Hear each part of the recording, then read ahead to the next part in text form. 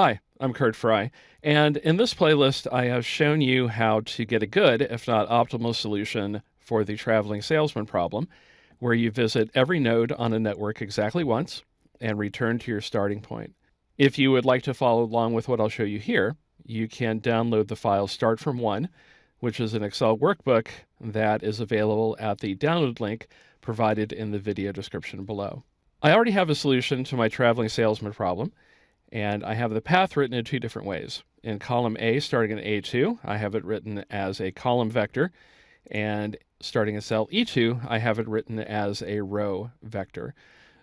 What I'd like to do is write the path out starting at 1, which I assume will be the starting point, to make it easier for my delivery people to follow the path entirely. That way they don't have to start in the middle, move to the next one, and so on. They can just start at the top and check things off as they go. And there are two different ways to do that. So I'll click in cell C2, and I will begin by finding the position of the number 1 in the range A2 to A9. So in C2, I'll say match, and then the lookup value will just be the number 1. Because it's always 1, we won't change it. The lookup array is A2 through A9. And we don't need to worry about making it an absolute reference, then a comma. And the match type is an exact match. So I will type a 0, then a right parentheses and enter, and I get position 4. So we'll go over to A2. That's 1, 2, 3, 4. Great.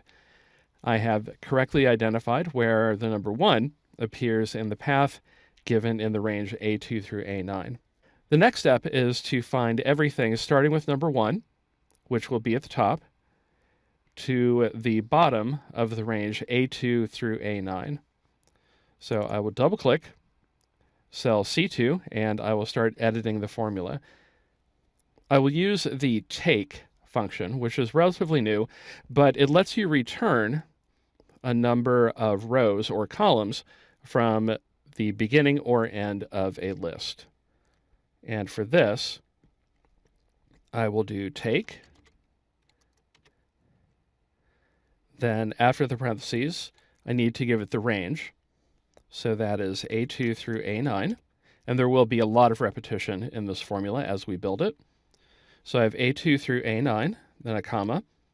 And then we have our match, which is correct. And then we need to tell our formula the number of rows to take for the take function. And for this, because we have 8 paths, or rather 8 stops, we will subtract 9, because we need to use a negative number to take rows from the bottom of a list. So I'll do -9, then a right parentheses and enter, and we get the values from 1 going down to the end of the list. And that's where the -9 comes in.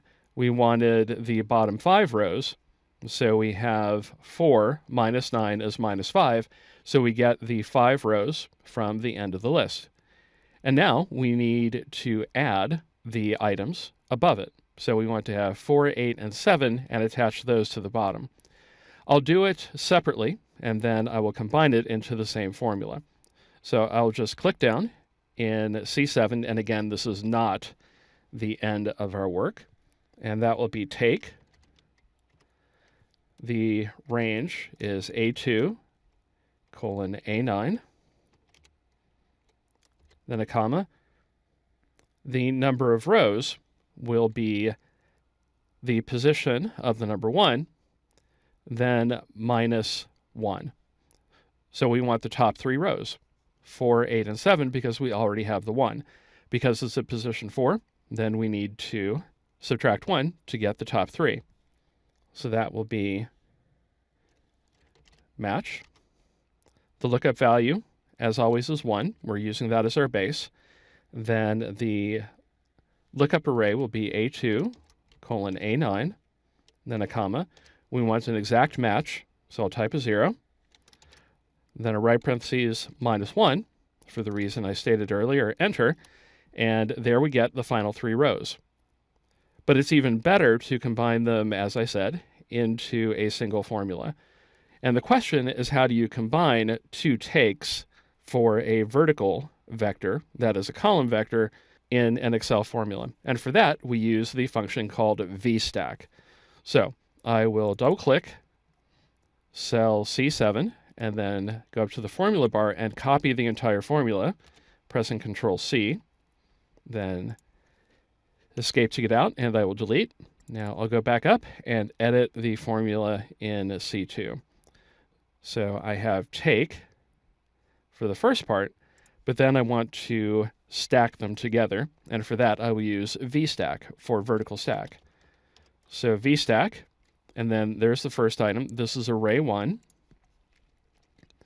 then a comma, and I will paste in the second formula, making sure that I take away the equal sign. There we go. And then right parentheses to close out the arguments, and enter. And there we get the path, starting at number 1 and ending with the last path of number 7. And it's understood that the driver would come back to the starting position. You can do almost exactly the same thing for horizontal or row vectors. You just need to use hstack and a slightly different version of take. A lot of what I'm doing is exactly the same, so I will put in the formula all at once rather than breaking it into pieces, and I will explain the differences as we go along. So equal hstack, that's pretty obvious. We want to go horizontal or side to side. And then we're going to take from E2 to L2, then a comma. And now we don't want to take rows like we did for the vstack. We want to take columns. So I will type a second comma and identify the number of columns, which we will do using match on the range E2 to L2. So we'll do match. Lookup value, again, is 1. Lookup array is E2 to L2, comma. We want an exact match, so 0, that's all the same. Then right parentheses, and as before, we will subtract 9 so that we take columns from the right of this arrangement. Then a right parentheses, and then a comma. And now we can move on to the second array. So that will again be take. The array is E2 colon L2. That is an L, I just didn't make it capital. Then we don't want any rows, so I'm typing 2 commas directly, and the number of columns is match.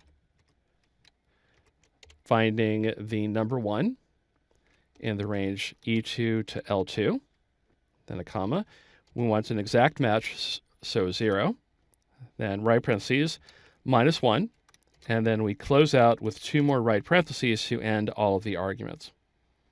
Then enter, and there we have the pathway, except this time it is laid out horizontally as opposed to vertically.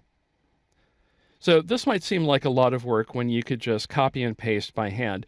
And in fact, if you find it easier to do so, then you absolutely should. However, you should always remember that your path could change, and so you would be doing it by hand over and over every day, possibly more than once for different deliveries. So I find that creating this kind of formula is a lot of work at the start, but it will save you a lot more work in the long run. I hope you enjoyed learning this technique. If you did, please like the video and subscribe to my channel.